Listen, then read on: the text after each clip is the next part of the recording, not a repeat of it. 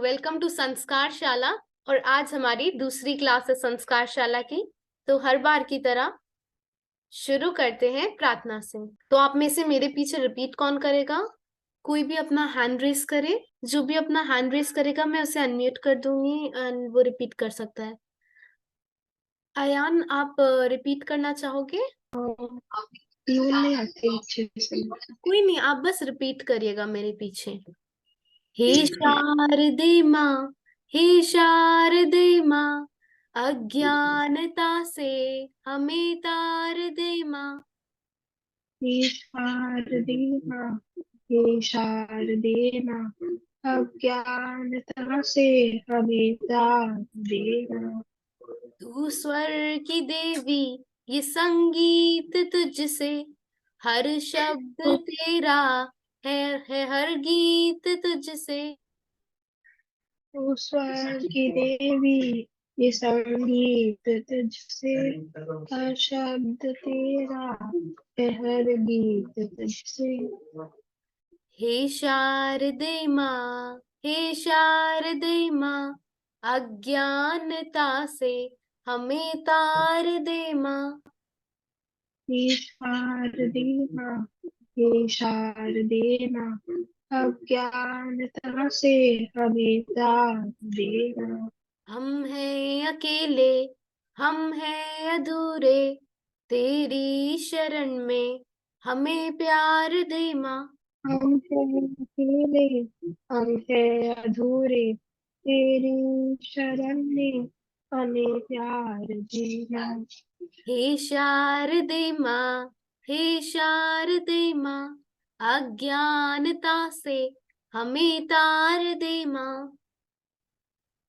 हे शारदे माँ, हे शारदे माँ, अज्ञानता से हमें तार देना। चलिए, अब हमने सरस्वती वंदना तो की, तो उसी से संबंधी हमने एक उत्सव भी मनाया था परसों 26 जनवरी को। वो कौन सा उत्सव था? आप में से कोई भी बताए।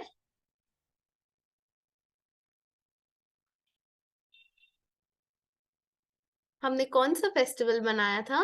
क्या आपकी स्क्रीन पे भी है? गणतंत्र दिवस। Very nice. हमने परसों रिपब्लिक डे भी सेलिब्रेट किया था। साथ में और क्या सेलिब्रेट किया था हमने? पंचमी। राइट, बसंत पंचमी हमने सेलिब्रेट की थी। तो चलिए, उससे रिलेटेड हम कुछ इंफॉर्मेशन जानते हैं। हाँ, तो नित्या, बसंत पंचमी हम मनाते हैं, किस दिन मनाते हैं? हम 26 जनवरी के दिन मनाते हैं। 26 जनवरी को हर साल नहीं मनाते। हमें जो हमारे त्योहार होते हैं वो हम हिंदी के कैलेंडर के हिसाब से मनाते हैं, अंग्रेजी के कैलेंडर के हिसाब से नहीं मनाते। तो माघ मास में, जो हिंदी के महीना होता है ना माघ मास का, उसमें शुक्ल पक्ष में पंचमी तिथि, इसीलिए इसे बसंत पंचमी कहते हैं। हिंदी का जो महीना होता है, जैसा कुछ बच्चे जानते होंगे और कुछ बच्चों को शायद नहीं पता होगा, वो दो फोर्टनाइट में, दो पक्षों में बांटा जाता है, कृष्ण पक्ष और शुक्ल पक्ष। कृष्ण पक्ष वो होता है जिसमें चंद्रमा जो है वो छोटा होता जाता है, और शुक्ल पक्ष जो होता है जिसमें अमावस्या के बाद से चंद्रमा बड़ा होता जाता है। तो शुक्ल पक्ष में पंचमी तिथि को बसंत पंचमी मनाई जाती है। और ये क्यों मनाई जाती है? क्यों मनाई जाती है? क्योंकि बसंत ऋतु आरंभ होती है, उसको सेलिब्रेट करने के लिए, उसका स्वागत करने के लिए हम लोग बसंत पंचमी का उत्सव मनाते हैं। और ये ऋतु क्यों महत्वपूर्ण है? इस ऋतु के महत्वपूर्ण होने के कई कारण हैं। पहला तो एक ये कि इससे हमें मौसम के परिवर्तन होने का पता चलता है, जैसे कि अब धीरे धीरे स्प्रिंग सीजन आएगा। हाँ, स्प्रिंग सीजन, इंग्लिश में स्प्रिंग बोलते हैं और हिंदी में वसंत। तो पहले देखे, थोड़े दिन पहले हम लोग जो है देख रहे थे कि कितनी ज्यादा सर्दी हो रही थी, कड़ाके की सर्दी पड़ रही थी। तो जब बसंत ऋतु आती है तो सब लोगों को सर्दी से छुटकारा मिल जाता है। मकर संक्रांति का उत्सव हमने मनाया था 2 सप्ताह पहले। उस दिन हम लोगों ने चर्चा करी थी कि अब दिन बड़े होते जाएंगे और सर्दी धीरे धीरे कम होती जाएगी। तो बसंत ऋतु जब आती है तब सर्दी और कम होने लगती है। और अपने चारों तरफ अगर हम देखें तो प्रकृति भी ये उत्सव मनाती है। नए नए फूल आते हैं, कलियों से फूल आते हैं, और मनुष्य तो छोड़िए, पशु पक्षी भी बहुत प्रसन्न हो जाते हैं। चारों तरफ वातावरण जो होता है ना, वो बहुत प्रसन्नता का हो जाता है। इसलिए बसंत पंचमी का सब लोग स्वागत करते हैं। और पता है, कलाकारों के लिए तो ये बहुत ज्यादा, आर्टिस्ट के लिए तो बहुत ज्यादा सेलिब्रेशन की बात होती है। ऐसा क्यों? देखिए, जैसे कि जो सोल्जर्स होते हैं, उनके लिए शस्त्र इंपॉर्टेंट होते हैं। वो अपने शस्त्रों का स्वागत करते हैं, विजयादशमी मनाते हैं। और जो व्यापारी लोग हैं, वो दीपावली का उत्सव बहुत मनाते हैं। उस दिन अपने बही खातों की पूजा करते हैं, अकाउंट्स बुक्स वगैरह की। ऐसे ही कलाकार बसंत पंचमी का उत्सव बहुत प्रेम से मनाते हैं, और उस दिन वो शारदे माँ, सरस्वती माँ जो है, उसकी वंदना करते हैं, क्योंकि कलाकारों के लिए सरस्वती देवी जो है बहुत पूजनीय होती है। एकदम सही। और हम बच्चों के लिए भी तो ऐसा ही है, और हम अपनी शिक्षा की, अपनी किताबों की भी पूजा करते हैं आज के दिन। अच्छा, एक चीज और, 26 जनवरी पे तो हम बात कर रहे हैं, लेकिन क्या ये पता है कि 26 जनवरी से थोड़ा सा पहले, 3 दिन पहले, 23 जनवरी को क्या था? 23 जनवरी को क्या था? आप में से कोई बताना चाहेगा कि 23 जनवरी को क्या था? 23 जनवरी को पूछिए ना बच्चों से। आप में से कोई बताए? आपको क्या इस फोटो को देख के कुछ याद आता है? आप में से कोई भी हैंड रेस करे अपना। आप क्या पहचान पा रहे हैं कि फोटो में कौन है? और ये यस, जो, किसी ने हाँ, हैंड रेस किया। स्तुति। अनम्यूट करें आप अपने आप को। भगत सिंह जयंती। भगत सिंह जयंती तो नहीं है थी। आप इमेज को देखिए। पार्थ, आप आंसर देना चाहेंगे? Ma'am, Netaji Subhash Chandra Jayanti. Exactly, very right, good answer. तो आप लोग नेताजी सुभाष चंद्र बोस के बारे में क्या क्या जानते हैं? कौन बताएगा?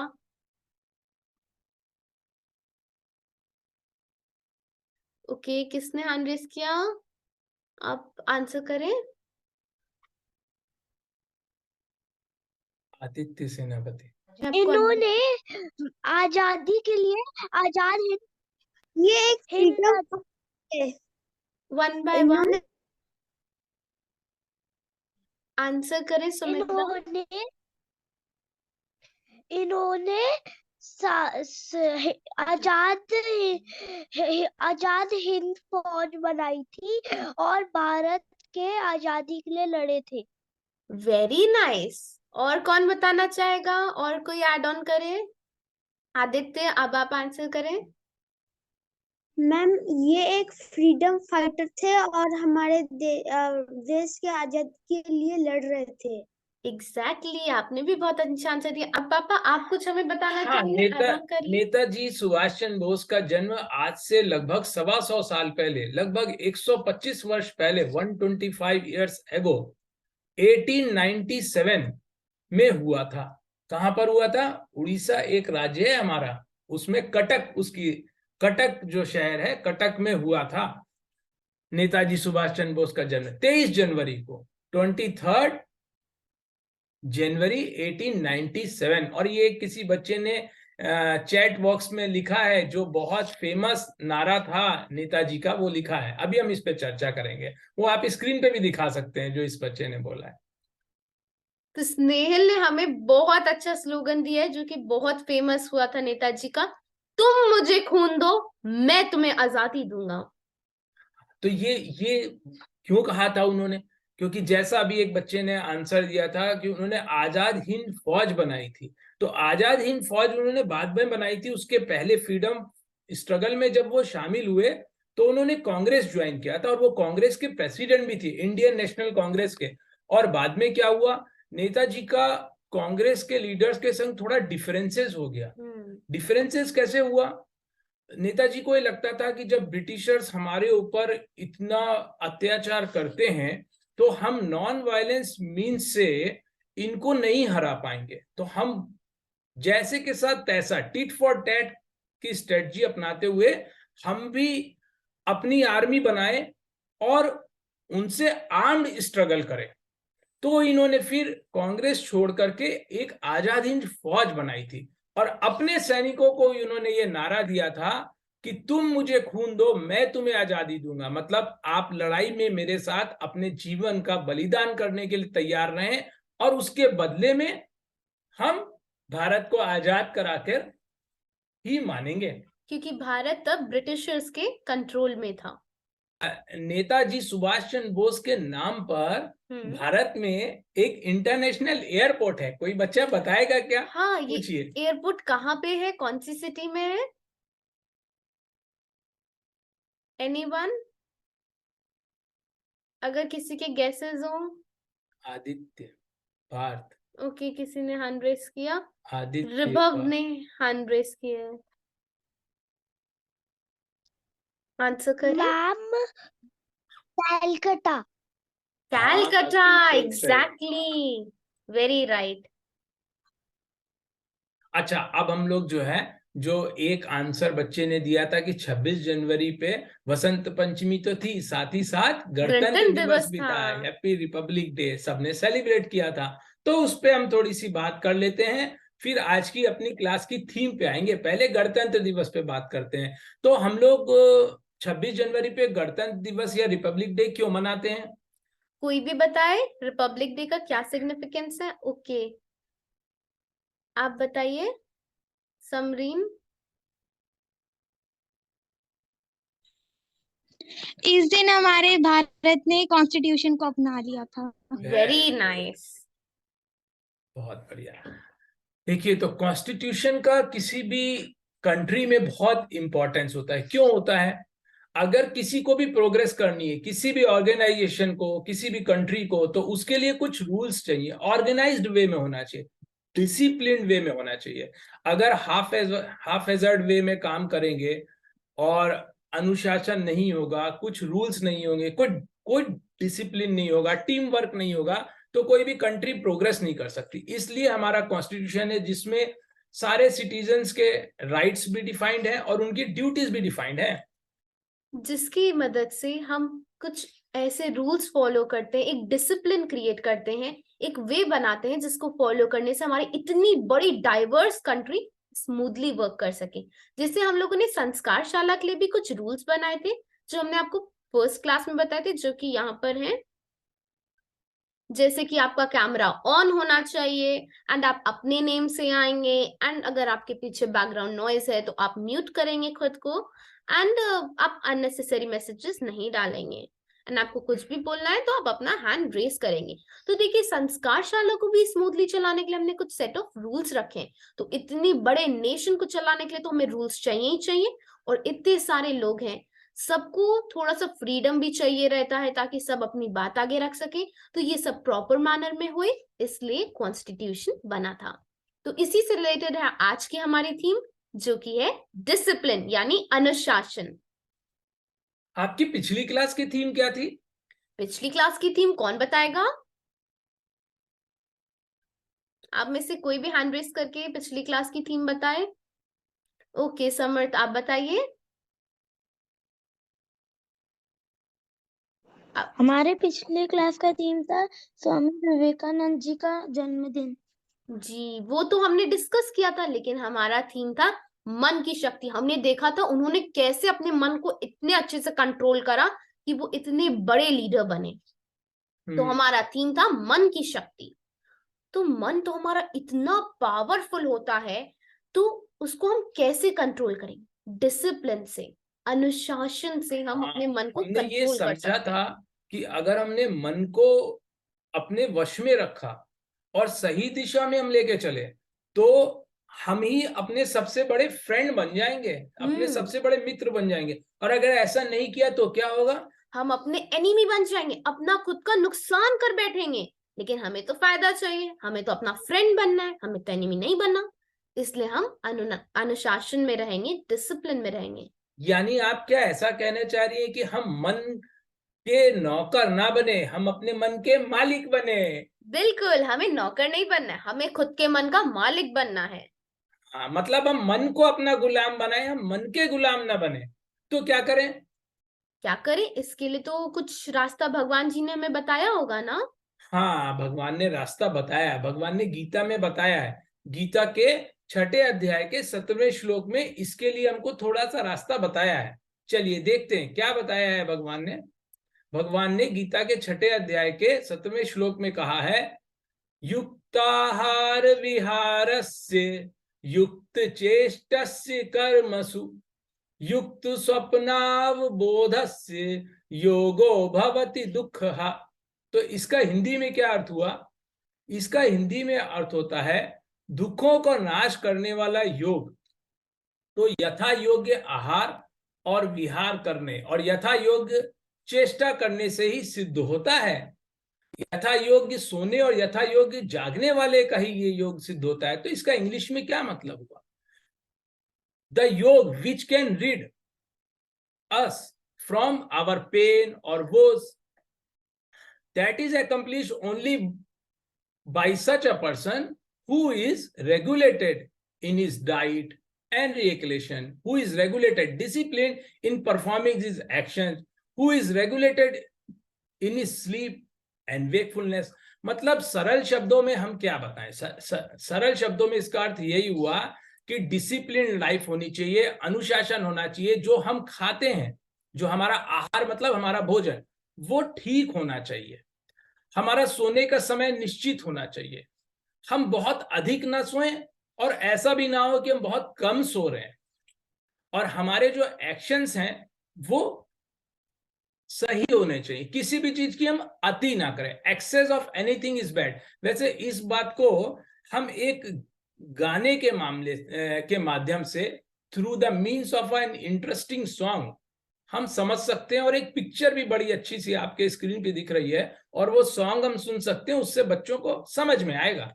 जैसे कि हम देख सकते हैं स्क्रीन पे, हमें अच्छा एंड हेल्दी खाना खाना चाहिए, जंक फूड नहीं खाना चाहिए। जैसे शिनचैन भी यहाँ पे हेल्दी फूड खा रहा है ना, आप सब देखते होंगे उसे।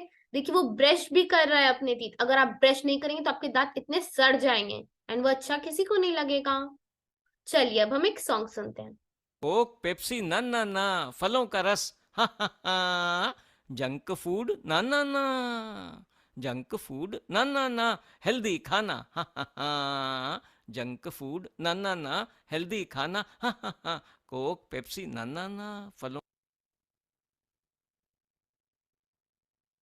का रस हा हा हा, केक चिप्स ना ना ना, केक चिप्स ना ना ना, हलवा उपमा हा हा हा, केक चिप्स ना ना ना, हलवा उपमा हा हा हा, कोक पेप्सी ना ना ना, फलों का रस हा हा हा, डोनट बर्गर ना ना ना, डोनट बर्गर ना ना ना, दूध मलाई हा हा हा, डोनट बर्गर ना ना ना, दूध मलाई हा हा हा, वीडियो टीवी ना ना ना, वीडियो टीवी ना ना ना, पढ़ो किताबें हा हा हा, कोक पेप्सी ना ना ना, फलों का रस हा हा हा, जंक फूड ना ना ना, हेल्दी खाना हा हा हा, केक चिप्स ना ना ना, हलवा उपमा हा हा हा, डोनट बर्गर ना ना ना, दूध मलाई हा हा हा, वीडियो टीवी ना ना ना, पढ़ो किताबें हा हा हा, टैब मोबाइल ना ना ना, टैब मोबाइल ना ना ना, मैदानी खेल हा हा हा, टैब मोबाइल ना ना ना,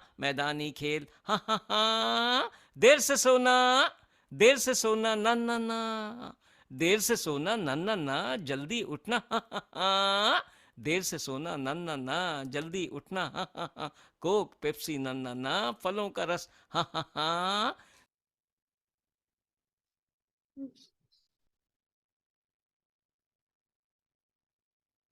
कोक पेप्सी ना ना ना, कोक पेप्सी ना ना ना, फलों का रस हा हा हा, कोक पेप्सी ना ना ना, फलों का रस हा हा हा, जंक फूड ना ना ना, जंक फूड ना ना ना, हेल्दी खाना हा हा हा। तो हमने सुंदर गीत के माध्यम से समझा कि हमारी निद्रा यानी कि हमारी नींद, हमारी स्लीप टाइमली होनी चाहिए। हमें मेडिटेट करना चाहिए और हमें फालतू देर तक जागना नहीं चाहिए। टाइम पे सो, टाइम पे उठो। Early to sleep, early to rise. And हमें टाइमली पढ़ाई भी करनी चाहिए। चलिए आगे बढ़ते हैं और इससे रिलेटेड एक सुंदर सी कहानी सुनते हैं, जिस कहानी का नाम है जब भूत रोया। तो चलिए प्ले करते हैं इसे। एक गांव में एक लड़का अपने माता पिता के साथ रहता था। उसका नाम राहुल था। उसको दूसरों को परेशान करने में बड़ा ही मज़ा आता था। जब भी वो किसी को परेशान करता था उसको अंदर ही अंदर एक खुशी मिलती थी और वो उसका बहुत मजाक बनाता था। एक बार जब वो टहल रहा होता है तो उसे सड़क पे एक हेल्दी अंकल दिखते हैं और वो उन्हें देख के कहता है, ओ मोटे अंकल, टहल के जाना तो आपके लिए मुश्किल है, कहिए तो एक रिक्शा बुला दूं, एक रिक्शा कम पड़ेगा तो 2 रिक्शे वालों को आवाज़ लगा दूं। ये कह के हंसता हुआ आगे बढ़ जाता है। अंकल को गुस्सा तो बहुत आता है पर वो डांटते भी किसको, राहुल तो बहुत आगे भाग गया था। ऐसे ही वो हर रोज किसी न किसी को अपनी बातों से या अपनी हरकतों से परेशान करता रहता। एक बार राहुल जब केला खा रहा होता है तो वो केले का छिलका बीच सड़क पे फेंक देता है और एक बेचारी आंटी फिसल के गिर जाती है और राहुल इन पे बहुत हंसता है और आगे भाग जाता है। राहुल के लिए ये सब तो आम बातें हो गई थी। उसे ये करना अच्छा तो लगता था पर वो अब इन सब से बोर हो गया था। तो उसके दिमाग में एक खुराफाती आइडिया आया। वो तुरंत घर गया, उसने एक काली चादर ढूंढी, उसे लिया, कैंची लेके आया और कुछ रंग के डिब्बे भी, और जुट गया अपने काम में। और उसने एक भूत जैसा दिखने वाला कॉस्ट्यूम तैयार किया और उसे पहन लिया। और उसने अपनी जेब में कुछ मिनी पॉप वाले बम्स रख लिए, जिनको फेंकने से किसी को चोट तो नहीं लगती थी पर चट चट आवाज़ें बड़ी अच्छी आती थी। उसने अपनी जेब में कई सारे वो वाले मिनी बम्स रख लिए। और जैसे ही शाम हुई और आज जरा सा अंधेरा हुआ, वो तुरंत घर के बाहर निकला और अजीब अजीब सी और कुछ डरावनी सी आवाजें निकालने लगा, कुछ इस तरह सी।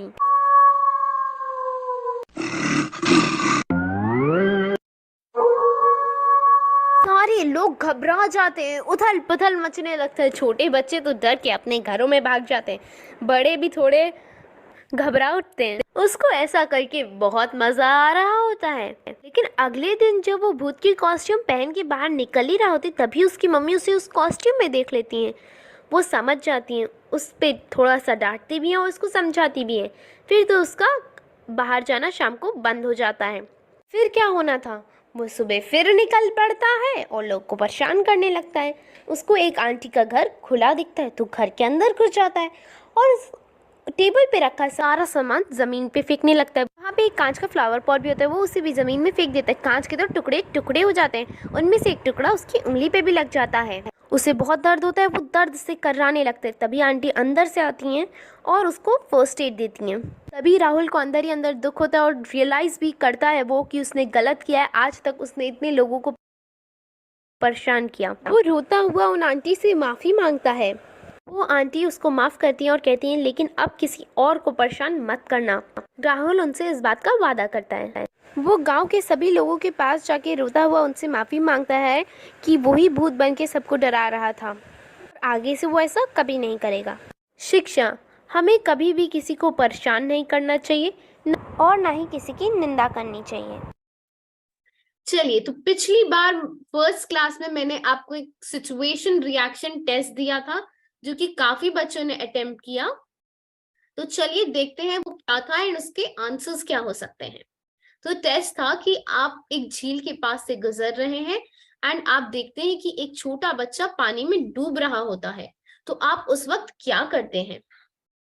तो काफी सारे बच्चों ने हमें अपने आंसर्स भेजे एंड सबके आंसर्स लगभग एक जैसे थे। वो सारे आंसर्स अभी आपके सामने स्क्रीन पे हैं क्योंकि आप सब नेक दिल हैं और आप सब उस बच्चे की मदद करते हैं किसी ना किसी तरह से। तो मैं इनमें से कुछ आंसर्स पढ़ देती हूँ। आप सब ने अच्छा अच्छा लिखा था और आप सब उस बच्चे की मदद करते हैं। जैसे कि ऐश्वर्या ने लिखा कि मैं किसी से हेल्प लेके उसे बाहर निकालती और बिना लेक से निकाली नहीं जाती, क्योंकि हमें हर इंसान की बिना कुछ इच्छा करे मदद करनी चाहिए और उसको भगवान पे छोड़ देना चाहिए कि ये आपके कारण मैं उसकी सहायता कर पाई। तो ये कहना चाहती हैं कि वो उसकी मदद जरूर करेंगी और बिना किसी लालच या फायदे के, क्योंकि और इसका श्रेय भगवान को देंगी। और यहीं पे अरिका गुप्ता भी लिखती है कि मैं रस्सी ढूंढूंगी और चिल्ला चिल्ला के बोलूंगी हेल्प हेल्प, और जब लोग आएंगे तो उनको कहूंगी इस रस्सी के गेम से उस बच्चे को बचाना है। तो वो भी उस बच्चे की मदद करना चाहती है और वो इस काम में एक रोप का सहारा लेंगी और कुछ लोगों का भी। तो ऐसा और भी कई सारे लोगों ने लिखा है कि I will call somebody help him, कोई किसी बड़े को बुला रहा है, I will call someone Elder. तो आप सब मिलजुल के उसकी सहायता करना चाहते हैं, तो ये बहुत ही सराहनीय है। तो चलिए आज के एसआरटी पर हम पहुंचते हैं, सिचुएशन रिएक्शन टेस्ट पे। लेकिन उससे पहले अगर आपके कुछ क्वेश्चंस एंड आंसर्स हैं, कुछ भी क्वेश्चन अगर आप पूछना चाहते हैं, कुछ बोलना चाहते हैं, तो अब आप अपना हैंड रेस करें, मैं आपको अनम्यूट कर दूंगी। कोई भी अगर कुछ कहना चाहता है तो हैंड रेस करें। ओके, अरिका कुछ कहना चाहती हैं। ओके, बोलिए। मजा आ रहा है। मुझे भी बहुत मजा आ रहा है आपकी ये प्यारी सी स्माइल देख के। तो आप ऐसे ही क्लासेस को अटेंड करिए और मजा लीजिए और डेली क्विजेस भी करिए। मुझे बहुत अच्छा लगा कि आपको मजा आ रहा है। करती है, आप क्विजेस करते हो जो पोल आता है? पजल्स। आप ओके, आप म्यूट हो। आप पजल्स? Yes, very nice. चलिए, अगर ओके समर्थ भी कुछ कहना चाहते हैं, ओके अनम्यूट करें। मुझे जिक्सॉ पजल में बहुत मजा आता है। बहुत मजा आता है, तो मैं कोशिश करके और शेयर करूंगी जिक्सॉ पजल। ओके, और भी अगर कोई कुछ कहना चाहता है तो फिर हम आगे बढ़ते हैं आज के एसआरटी पे। नहीं, अभी टाइम थोड़ा सा है क्वेश्चन आंसर्स के लिए। बच्चों से पूछो, अगर उनका मन है कि कोई और चीज वो क्लास में देखना चाहते हैं हाँ, तो वो बताएं, तो हम फ्यूचर क्लासेस में उसको इंक्लूड करेंगे। हाँ, अगर आपकी कोई भी सजेशन है तो प्लीज उन्हें दीजिए, ताकि आपकी क्लास आपकी तरह से हो एंड बहुत इंटरेस्टिंग हो जाए। कोई भी कुछ कहना चाहता है? कोई भी कुछ? आरिका, आपके कोई सजेशंस है? नो? ओके। आरना, आपको क्लासेस इंटरेस्टिंग लगती हैं?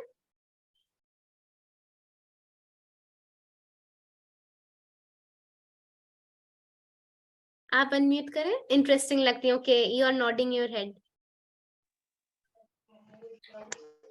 और अगर आपके कोई सजेशंस हो तो दीजिए। अयान, आपको क्लासेस अच्छी लगती है? नहीं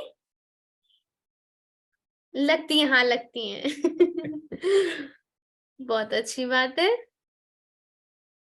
चलिए, तो फिर अब हम आगे बढ़ते हैं आज के सिचुएशन रिएक्शन टेस्ट पे। एंड पिछली बार की तरह आपको आंसर यहाँ पे नहीं देना है, गूगल फॉर्म शेयर होएगा, आप उस पे अपना आंसर टाइप करिएगा। तो ये कह रहा है कि कड़ाके की सर्दी है, आप सड़क पर चल रहे हैं और आप एक छोटे बच्चे को ठंड में कांपते हुए देखते हैं। आप क्या करेंगे? Cold winters are there, you are walking on the road and you see a little child shivering in the cold. You will? तो इसका आंसर अभी नहीं, आप गूगल फॉर्म पे दीजिएगा। तो अगर आपके कुछ सजेशंस अभी नहीं हो, कुछ भी नहीं है, तो हम क्लास को अभी एंड करते हैं। क्या पूछ लेते हैं उनके व्यूज। अगर आपके कोई भी व्यूज हैं? ओके, हैंड रेज किया है। Okay, I'll unmute you.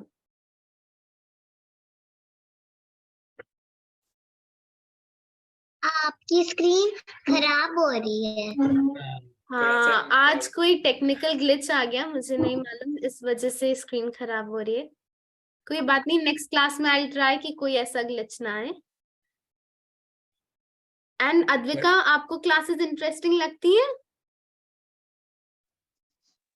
Yes ma'am. आप लोग मुझे मैम नहीं, आप लोग मुझे नित्या बोल सकते हैं। I am your friend. तो चलिए, अब हम क्लास को फिर आज जल्दी एंड करेंगे। तो हर बार क्लास को एंड करने के पहले हम लोग एक प्रेयर बोलते हैं, तो आप इसको अपनी अपनी जगह पे मेरे साथ रिपीट कर सकते हैं। नाम संकीर्तनम यस्य सर्व पाप प्रणाशनम प्रणामो दुक्षम नस्तम नमामि हरिम परम। इसका अर्थ होता है कि जिन भगवान का नाम संकीर्तन करने से सभी पापों का नाश होता है और उन्हें प्रणाम करने से दुख नाशक होता है, उन परमेश्वर को मैं नमन करता हूँ। Okay, bye all. तो अब हम लोग मिलेंगे नेक्स्ट सैटरडे। तब तक आप अपनी डेली क्विजेस जो आपको भेजे जाएंगे, जिक्सॉ पजल्स जो कि स्पेशल डिमांड पे और भेजे जाएंगे, आप उनको करें। एंड और आप अपने भी फ्रेंड्स को इसमें जोड़ें, जो भी आपके फ्रेंड्स हैं, आपके कजिन्स हैं, आपके रिलेटिव्स हैं, उनको इसमें जोड़े संस्कारशाला में, ताकि वो और आप साथ में लेके मजे कर सके। एंड अरिका गुप्ता कुछ कहना चाह रही हैं, तो मैं उनको अनम्यूट करती हूँ। क्विज आएगा? हाँ, आज क्विज आएगा आपके लिए स्पेशली। ओके ओके, बाय, मिलते हैं नेक्स्ट सैटरडे।